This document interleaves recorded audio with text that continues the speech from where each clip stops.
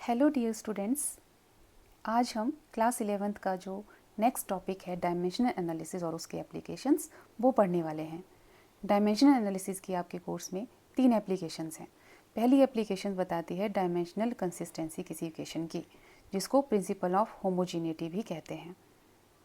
Second application है, अगर हमें एक सिस्टम ऑफ यूनिट से दूसरे सिस्टम ऑफ यूनिट में जाना है, जैसे फॉर एग्जांपल MKS से CGS सिस्टम में जाना है, तो कैसे उसको कन्वर्ट किया जाता है उसको हम सीखेंगे। थर्ड एप्लीकेशन में हम रिलेशनशिप फाइंड आउट करेंगे between various physical quantities. Basically हम एक पर्टिकुलर वैल्यू के लिए, पर्टिकुलर फिजिकल क्वांटिटी के लिए रिलेशन और फॉर्मूला फाइंड आउट करेंगे यहाँ पे। ठीक है, तो आइए इन एप्लीकेशंस को वन बाय वन स्टडी करते हैं। फर्स्ट एप्लीकेशन है जिसका नाम है principle of homogeneity of dimensions या प्रिंसिपल ऑफ होमोजीनिटी, जिससे हम किसी भी इक्वेशन की कंसिस्टेंसी को चेक करते हैं। हम चेक करते हैं कि गिवन इक्वेशन डायमेंशनली करेक्ट है या नहीं है।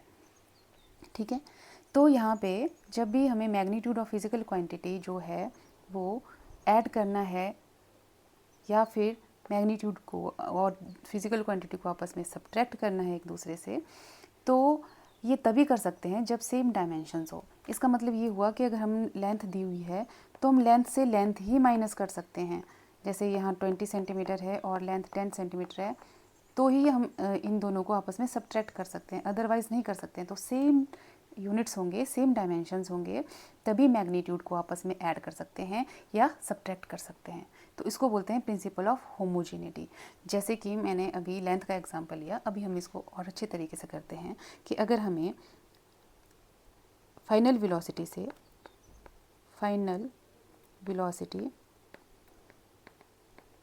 से इनिशियल वेलोसिटी सब्ट्रैक्ट करनी हो तो हम कर सकते हैं, क्योंकि इसका फॉर्मूला है mL_t−1 m0L_t−1। वेलोसिटी का फॉर्मूला L_t−1 होती है ना। तो फाइनल वेलोसिटी से इनिशियल वेलोसिटी हम सब्ट्रैक्ट कर सकते हैं क्योंकि दोनों के सेम डायमेंशंस हैं। और एक और एग्जांपल देखते हैं। हमें पता है फोर्स क्या होता है, मास इंटू एक्सेलेरेशन। इसका डायमेंशनल फॉर्मूला क्या है, mL_t−2। सबको पता है, मास इंटू एक्सेलेरेशन है ना, mL_t−2। लेकिन अगर हमारे पास दूसरी और क्वांटिटी दी है मोमेंटम, जिसका हमें पता है मास इंटू वेलोसिटी होता है, तो मोमेंटम के लिए अगर हमने फॉर्मूला लिखना है तो मास के लिए क्या हो जाएगा m, और वेलोसिटी में पता है L_t−1 होती है। तो देखो इसका डायमेंशन यहाँ पे mL_t−2 है, इसका डायमेंशनल फार्मूला में mL_t−1 है। तो हम कभी भी फोर्स माइनस मोमेंटम नहीं कर सकते, क्योंकि दोनों जो हैं डायमेंशनली सेम इक्वेशंस नहीं हैं। अगर सेम डायमेंशंस होंगे तभी हम इक्वेशंस को ऐड कर सकते हैं या सब्ट्रैक्ट कर सकते हैं। ठीक है, तो अब हम यहाँ पे किसी इक्वेशन को लेते हैं एग्जाम्पल और उसकी डायमेंशनल कंसिस्टेंसी को चेक करते हैं। तो हम एग्जाम्पल लेते हैं, हमारी इक्वेशन लेते हैं हम। जैसे हमें चेक करना हो तो लिख लेते हैं to check the dimensional consistency of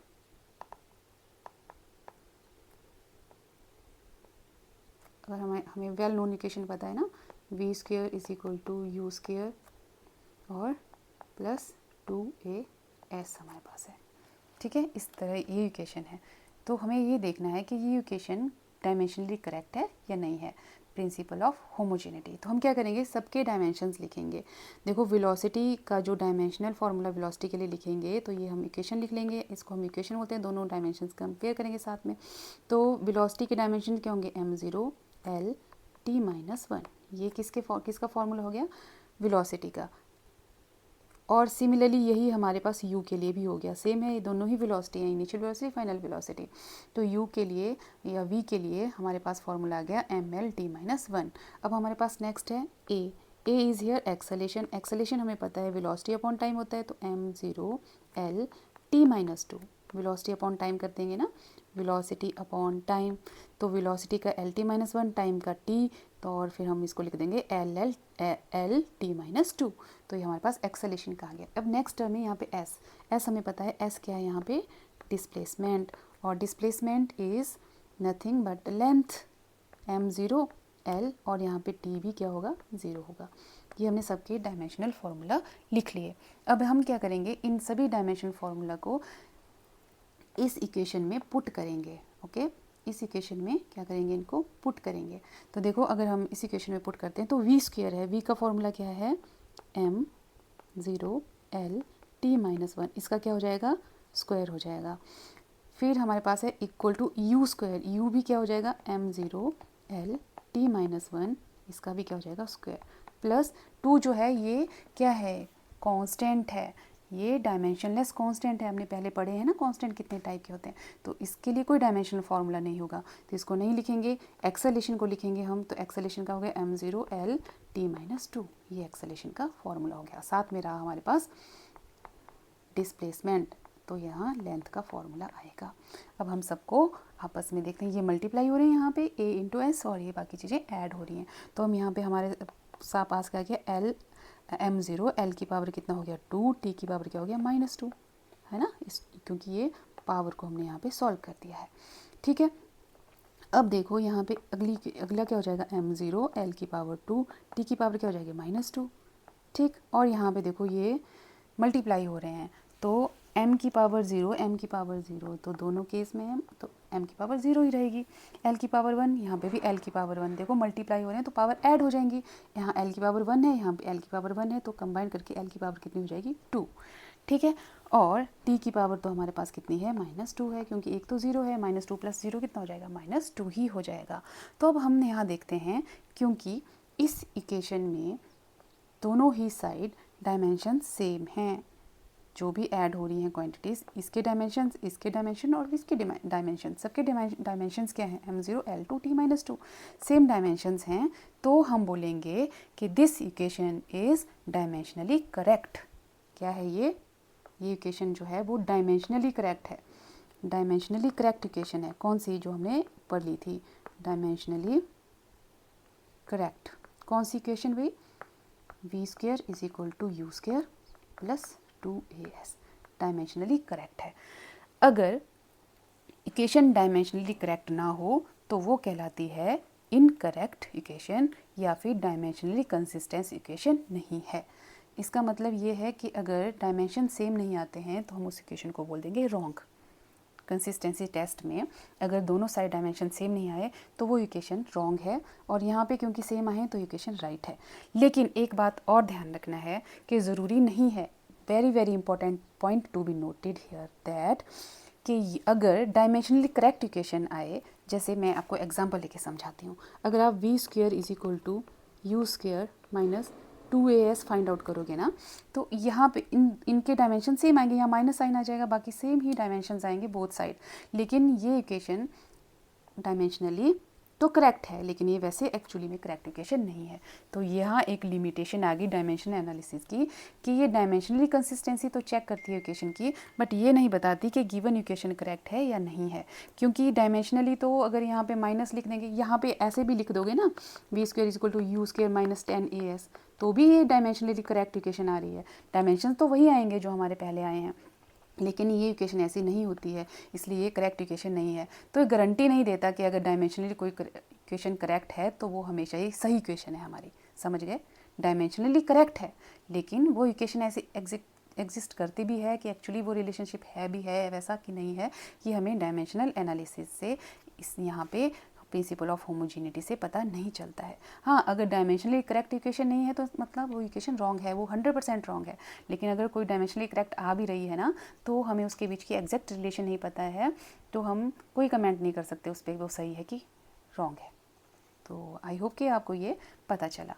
तो इसके बाद हम करते हैं अपनी नेक्स्ट एप्लीकेशन। तो नेक्स्ट एप्लीकेशन है conversion of units in one system into another system.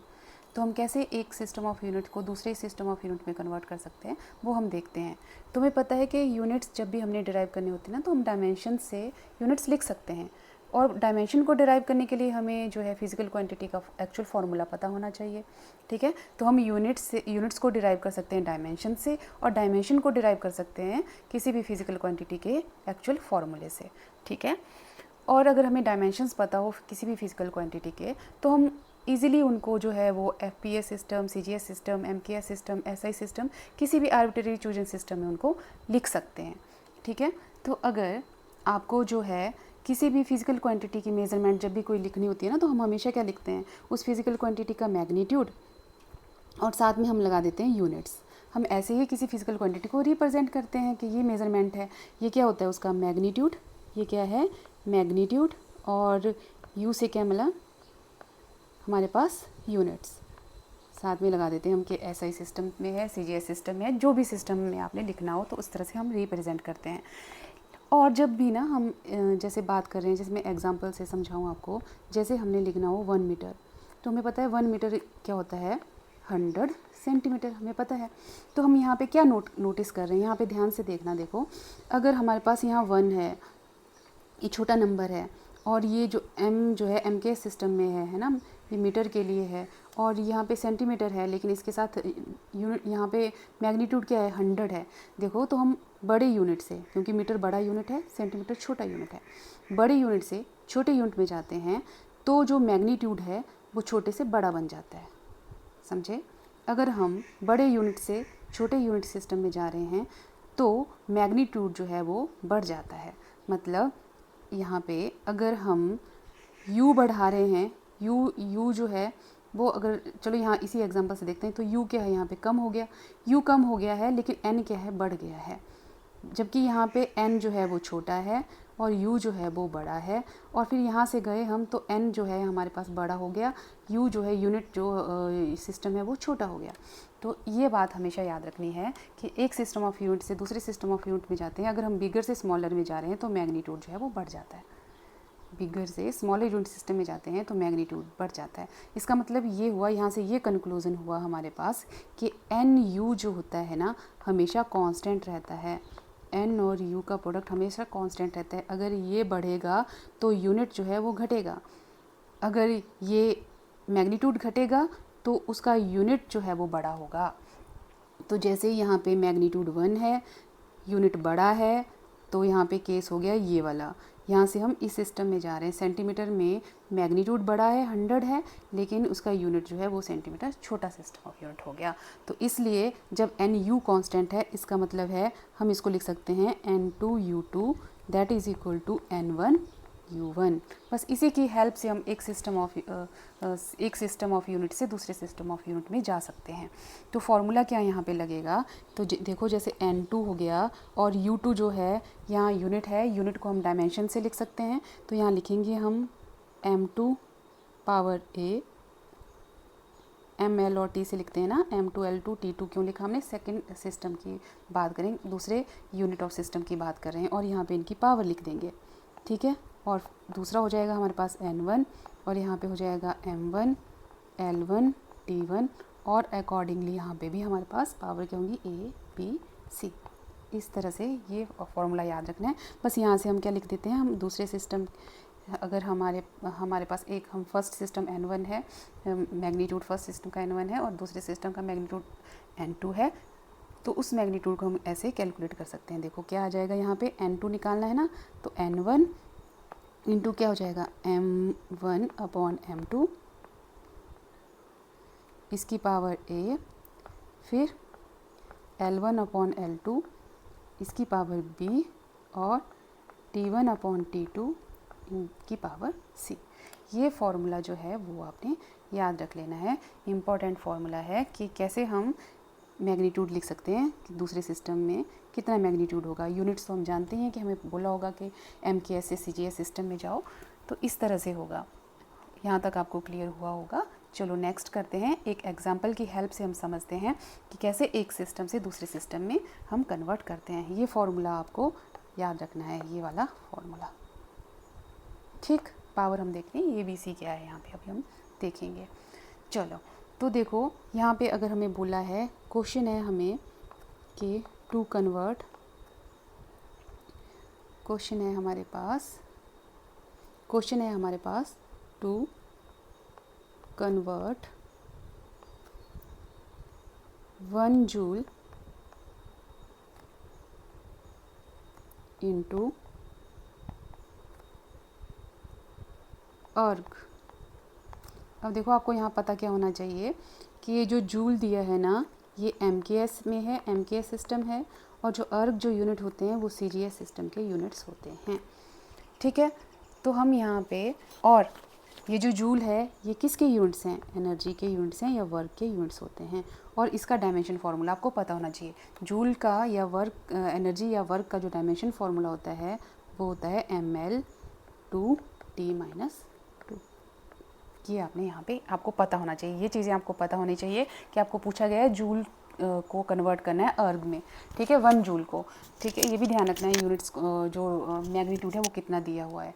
ठीक, तो 1 जूल को अर्ग में कन्वर्ट करना है तो आपको सबसे पहले ये पता होना चाहिए जूल MKS सिस्टम है, अर्ग जो है वो CGS सिस्टम है, जूल जो है वो वर्क या एनर्जी के यूनिट्स होते हैं। तो और डायमेंशन फार्मूला उसके लिए ml/T-2 होता है। ठीक है, क्योंकि जो वर्क होता है ना, फोर्स इंटू डिस्प्लेसमेंट होता है। फोर्स का फॉर्मूला आपको पता है m इंटू ए, मतलब ml/T-2 इंटू क्या कर देंगे डिस्प्लेसमेंट, डिस्प्लेसमेंट का फॉर्मूला L आ जाएगा तो ml/T-2 हो जाएगा।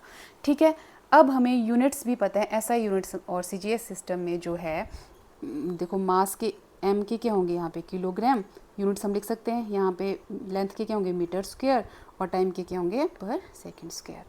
ठीक है, तो इसको करना है हमने कन्वर्ट किस में, इनटू, यहाँ दूसरा यूनिट्स कितना है किलोग्राम में, CGS में क्या हो जाएगा किलोग्राम का ग्राम, मीटर का सेंटीमीटर स्क्वायर, और यहाँ पे टाइम क्या रहेगा, टाइम जो है वो पर सेकंड स्क्वायर ही रहेगा।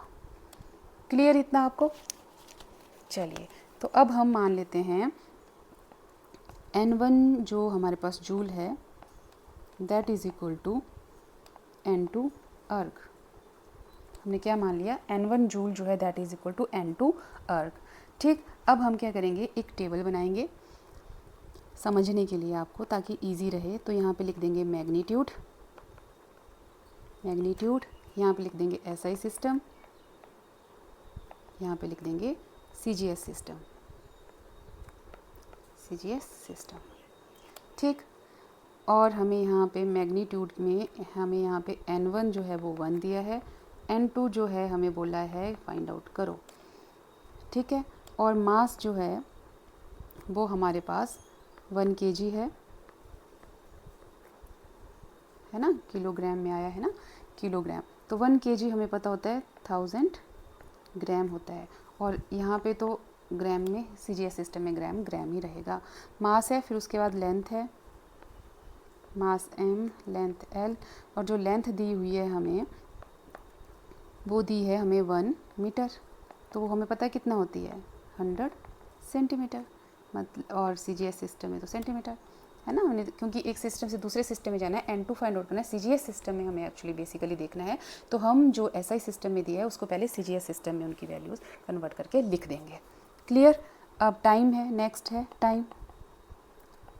टाइम तो सबको जो डायमेंशन फार्मूला होता है वो लिख लेते हैं। टाइम का डायमेंशन फार्मूला जो है वो T होता है, तो T लिखते हैं यहाँ पे, और टाइम जो दिया है 1 सेकेंड, तो वो सेकेंड जो है वो MKS हो चाहे CGS हो, SI यूनिट्स हो, सब में सेकेंड ही रहता है। टाइम का जो यूनिट होता है वो सेकेंड होता है। ठीक है, अब लगा देंगे अपना फॉर्मूला।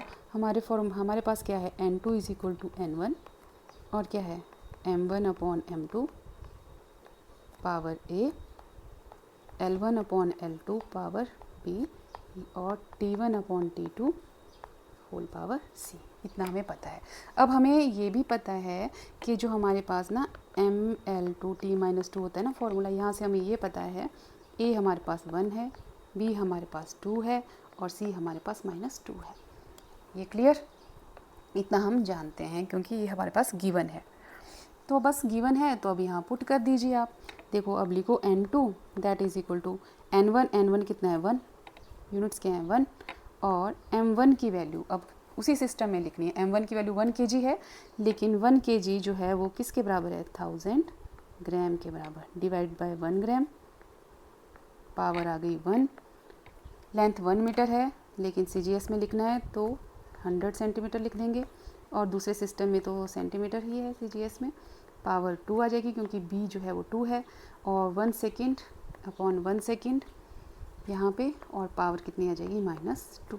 बस इसको सॉल्व कर दो। यहाँ पे 10 की पावर कितनी आई 3, इंटू अगले में तो ग्राम कट गए, सेंटीमीटर कट गए, 100 होता है 10⁻², 10⁻² इंटू की पावर मतलब 10⁻² की होल पावर 2 दी हुई है, तो 10⁻² कितना हो गया, ये 4 हो गया। तो यहाँ इंटू 10⁻4 लिखेंगे, सेकंड सेकंड कट गया, 1 की पावर -2, ये 1 ही रहेगा, और 1 n1 भी 1 था, तो n2 हमारे पास कितना आ गया, 10⁻7। देखो हमने यहाँ लिखा था ना, यहाँ पे यहाँ चेक करिए, n1 joule is equal to n2 अर्ग, तो n1 कितना है हमारे पास 1 joule is equal to n2 कितना है 10⁻7 अर्ग। ये आ गई हमारे पास गिवन रिलेशन। 1 जूल कितने के बराबर आ गया, 10⁻7 अर्ग के बराबर। तो इस तरह से हम एक सिस्टम से दूसरे सिस्टम में जा सकते हैं, इस तरह से यूनिट्स कन्वर्ट कर सकते हैं। ये आपको पता चला होगा, यहाँ पे हमने ये देखो 1 kg 1 मीटर दिया था, लेकिन इसको हमने CGS में लिखना है, क्योंकि हमें CGS में ही रिजल्ट चाहिए ना अपना, जिस सिस्टम में हमें फाइनल बोला गया है ना, उसी सिस्टम के कॉरस्पॉन्डिंग वैल्यूज़ की फॉर्म में या कॉरस्पॉन्डिंग यूनिट्स की फॉर्म में हमें लिख देना है। और बस कुछ नहीं है, ABC हमारे पास गिवन है यहाँ पे, क्योंकि यहाँ फॉर्मूला पता होना चाहिए, यहाँ से हम ABC की वैल्यू लिख सकते हैं। ABC आ गया, सबको पुट करो तो आप रिलेशनशिप फाइंड आउट कर सकते हैं। ओके, तो हमारी थर्ड एप्लीकेशन है कि हमने वेरियस फिजिकल क्वांटिटी के बीच में रिलेशन फाइंड आउट करनी है, तब भी हम डायमेंशनल एनालिसिस का यूज़ कर सकते हैं। लेकिन इसके लिए सबसे इम्पॉर्टेंट चीज़ आपको ध्यान रखनी है कि यहाँ पे जो है वो हमें डिपेंडेंसी पता होनी चाहिए कि फ़िज़िकल क्वांटिटी जो है अदर फिज़िकल क्वांटिटीज़ पे कैसे डिपेंड कर रही है, और एटलीस्ट 3 फिज़िकल क्वांटिटीज़ पे डिपेंडेंसी हमें पता होनी चाहिए, तभी हम इसको यूज़ कर सकते हैं फाइंड आउट करने के लिए रिलेशन बिटवीन फिज़िकल क्वांटिटीज़। और एक बात और कि जो रिलेशन होगी ना कि फिज़िकल क्वांटिटी जो है उनके जो डिपेंडेंस है वो किस तरह से होगी, वो मल्टीप्लिकेशन या डिवीज़न के टर्म में होगी। मतलब वो फिज़िकल क्वांटिटीज़ जिन पे ऊपर डिपेंड कर रही होगी ना, वो आपस में मल्टीप्लाई हो रहे होंगे या फिर डिवाइड हो रहे होंगे, बोथ का कॉम्बिनेशन होगा, तभी हम डायमेंशन एनालिसिस यूज़ करके फिर वेरियस फिजिकल क्वांटिटी के बीच में रिलेशनशिप फाइंड आउट कर सकते हैं। तो देखो यहाँ पे एग्जांपल की हेल्प से हम समझते हैं। यहाँ हमें एक सिंपल पेंडुलम के लिए बोला गया है जिसको किसी स्ट्रिंग से अटैच किया गया है और वो ऑसिलेट कर रहा है under the action of force of gravity, और जो टाइम पीरियड है ऑसिलेशन का सिंपल पेंडुलम का वो डिपेंड कर रहा है नंबर 1 उसकी लेंथ पे, नंबर 2 उसके मास पे, number 3 acceleration due to gravity यानी कि जी पे। तो हमें बोला गया है कि टाइम पीरियड के लिए एक्सप्रेशन फाइंड आउट करो डायमेंशंस मेथड यूज़ करके। तो देखो इसको कैसे करेंगे, वेरी सिंपल है कि हमें किसके लिए बोला गया है एक्सप्रेशन फाइंड आउट करने के लिए, टाइम पीरियड के लिए। तो हम लिख देंगे टाइम पीरियड, और वो किस पे डिपेंड कर रहा है, तो यहाँ पे गिवन है number 1 mass, number 2 length, number 3 acceleration due to gravity, इस पे डिपेंड कर रहा है। और हम क्या कर देंगे, इनकी पावर लिख देंगे A, B और C, इस तरह से हम, क्योंकि ये भी देखना है ना हमें कि किस तरह से डिपेंड कर रहा है, पावर कितनी आ रही है ना। तो अब हम डायमेंशन एनालिसिस का यूज़ कर सकते हैं। देखो मैंने बोला था ना कि ये मल्टीप्लाई हो रही होंगी, तो फिजिकल क्वांटिटी यहाँ सब इन टर्म्स ऑफ मल्टीप्लिकेशन के टर्म में हमने लिख दिया, प्लस प्लस प्लस करते माइनस कुछ ऐसे होते तब हम रिलेशनशिप फाइंड आउट नहीं कर सकते हैं। और एट लीस्ट 3 फिजिकल क्वांटिटी पे डिपेंडेंस गिवन होनी चाहिए। तो यहाँ टाइम पीरियड की डिपेंडेंस मास, लेंथ और ग्रेविटी पे दी हुई है, तो तीन पे तो दी हुई है, इसलिए हम इस मेथड को यूज़ कर सकते हैं। ठीक है, तो सिंपल है। फिर हम क्या करेंगे, यहाँ पे ये जो डायरेक्टली प्रोपोर्शनल का साइन है ना, इसको हटा के यहाँ पे कांस्टेंट ऑफ प्रोपोर्शनैलिटी लगा देंगे, m की पावर a, l की पावर b और एक्सेलेरेशन ड्यू टू ग्रेविटी की पावर c लिख देंगे। अब कुछ नहीं है, वेरी सिंपल। अब आपने सबका डायमेंशनल फार्मूला लिखना है। टाइम है तो आपको सबको पता है कि टाइम के डायमेंशनल फार्मूला में m0 होगा, l0 होगा, t1 होगा, तो लिख दिया हमने लेफ्ट साइड में टाइम पीरियड का डायमेंशन। क्योंकि k जो है वो कांस्टेंट है, इसको हम नहीं लिखेंगे क्योंकि ये कांस्टेंट होता है। ठीक है, तो हम यहाँ पे लिख देंगे m की पावर a है ना, तो ये क्या है, मास है, तो मास सिंपल मास ही रहेगा यहाँ पे, इसकी और यहाँ पे लिख देते हैं, चलो l की पावर 0 हो जाएगा, t की पावर भी 0 हो जाएगा, होल की पावर कितनी आ जाएगी a। नेक्स्ट लेंथ है तो m0 l1 होगा, t भी नहीं होगा यहाँ पे, t भी 0, इसकी पावर कितनी है b। अब देखो g के लिखना है, तो g क्या है, एक्सेलेरेशन ड्यू टू ग्रेविटी, तो इसका फॉर्मूला डायमेंशन फार्मूला वही होगा जो एक्सेलेरेशन का होता है। एक्सेलेरेशन का फॉर्मूला क्या होता है, m0 l t-2, तो ये एक्सेलेरेशन का फॉर्मूला है, इसकी पावर क्या हो गई, c हो गई। अब हम क्या करेंगे, m की पावर को कंबाइन कर देंगे सारी, है ना। यहाँ फर्स्ट में m की पावर a है, सेकंड में m की पावर 0 है, और थर्ड इसमें से हमें डायमेंशन फार्मूला से पता चल रहा है m की पावर भी 0 है। तो सारी ऐड कर देंगे, m की पावर 1 प्लस 0 प्लस 0, m की पावर a 1 की प्लेस में यहाँ पे a भी है ना साथ में, m की power a plus 0 plus 0 plus 0, तो m की पावर क्या हो गया हमारे पास, यहाँ पे लिख देते हैं लेफ्ट साइड में तो टाइम पीरियड है, m की पावर 0, l की पावर 0, t की पावर 1, ये आ गया। और राइट साइड में हमारे पास सारे m की पावर को सॉल्व करने पर m की पावर a प्लस 0 कितनी हो जाएगी, m की पावर a, सारी पावर हमने इकट्ठी लिख ली। अब नेक्स्ट देखो, नेक्स्ट है l की पावर फर्स्ट में कितनी आ रही है, 0 इंटू a 0, सेकेंड में 1 इंटू b, थर्ड में 1 इंटू c। तो यहाँ पे l की power 0 plus b plus c, मतलब l की पावर आ रही है b प्लस c। ठीक, अब t के लिए देखते हैं। फर्स्ट से हमें t की पावर 0 मिल रहा है, सेकंड से भी t की पावर 0 मिल रहा है, थर्ड से t की पावर -2c मिल रहा है, तो लिख देंगे t की पावर -2c। सबको हमने कंबाइन करके लिख दिया, बस सिंपल। अब आपने कुछ नहीं करना है, लेफ़्ट और राइट साइड की पावर को कंपेयर कर देना है, आपके पास इनकी a b c की वैल्यू आ जाएगी और उससे हम रिलेशन लिख सकते हैं इजीली। अब देखो m की पावर 0, m की पावर a, इसका मतलब है a कितना है 0, समझ गए कैसे कंपेयर किया। यहाँ m की पावर 0, यहाँ m की पावर a कितना है 0। सेकंड से हमें पता चल रहा है b प्लस c कितना है, ये भी 0 है। ठीक, और थर्ड से t की पावर -2c, और यहाँ पे t की पावर क्या है 1, दिस इम्प्लाइज दैट यहाँ से हमारे पास c आ गया। c की पावर कितनी आ गई 1/2 विद नेगेटिव साइन, c आ गया हमारे पास। अब हम a भी हमारे पास आ गया है 0, मतलब मास पे तो डिपेंड कर ही नहीं रहा है, एक और c भी आ गया हमारे पास।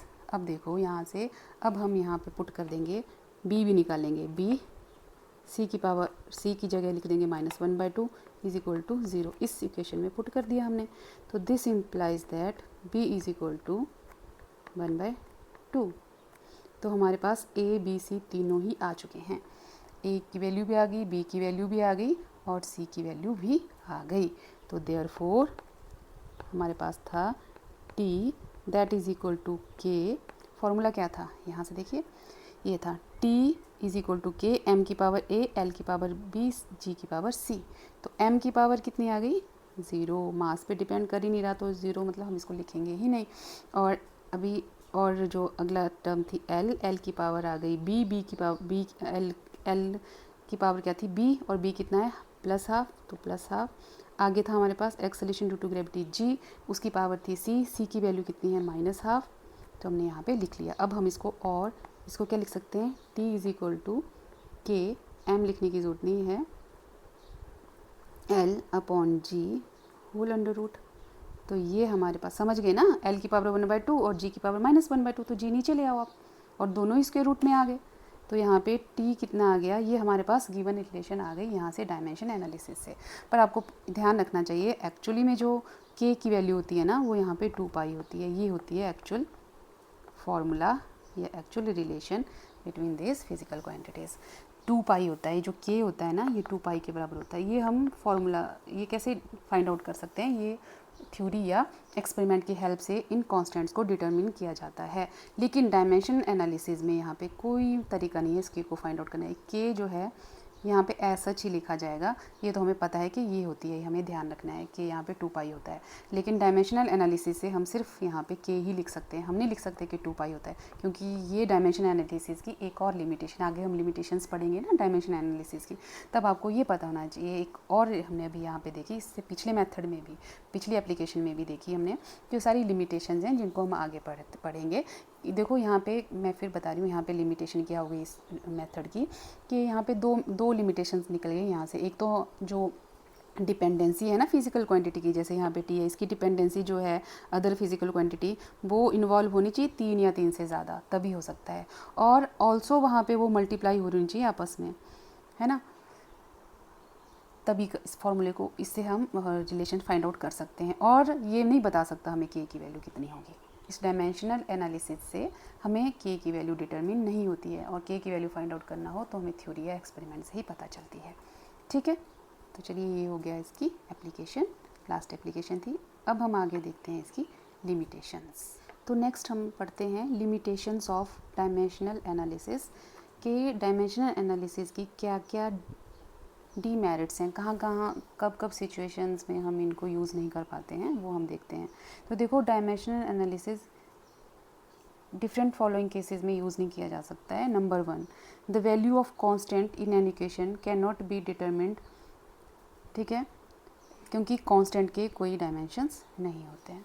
तो अगर कांस्टेंट है इक्वेशन में इन्वॉल्व, तो हम वो अभी भी हमने पीछे देखा था कि डायमेंशन एनालिसिस से कांस्टेंट को हम नहीं लिखते हैं, क्योंकि कांस्टेंट के डायमेंशंस ही नहीं होते हैं, तो हम कांस्टेंट की वैल्यूज़ को डिटरमिन नहीं कर पाते। जैसे हमने रिलेशनशिप फाइंड आउट किया था ना, टाइम पीरियड ऑफ ऑसिलेशन लिखा था, तो हमें के हम लिख सकते हैं वहाँ पे कांस्टेंट ऑफ प्रोपोर्शनलिटी, बट हमें एक्चुअल वैल्यू ऑफ के नहीं पता होगी डायमेंशनल एनालिसिस से कि के कितना होगा, है ना। ये हम सिर्फ थ्योरी या प्रैक्टिकल एक्सपेरिमेंट करके ही फाइंड आउट कर सकते हैं के की वैल्यू को।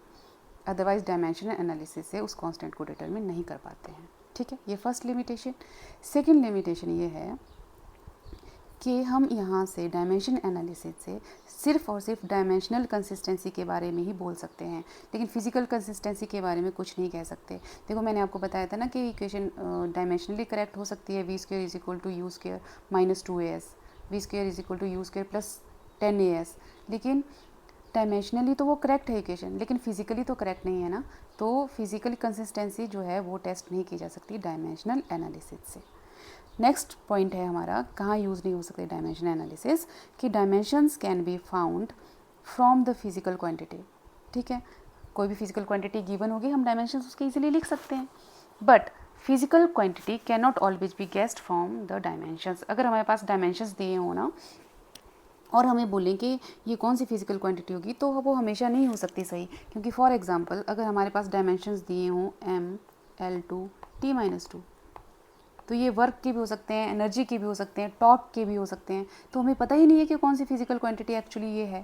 डायमेंशन से हम नहीं बता सकते। लेकिन हाँ, अगर फिजिकल क्वांटिटी गिवन है कि एनर्जी लिखो, एनर्जी गिवन है, तो हमें पता है कि ये उसके डायमेंशन फार्मूला है ना। लेकिन डायमेंशन फार्मूला अगर गिवन है तो हम नहीं बता सकते वो एनर्जी है कि वो वर्क है कि वो टॉर्क है। ऐसे बहुत सारी फिजिकल क्वांटिटीज़ हैं जिनके डायमेंशंस सेम होते हैं, है ना।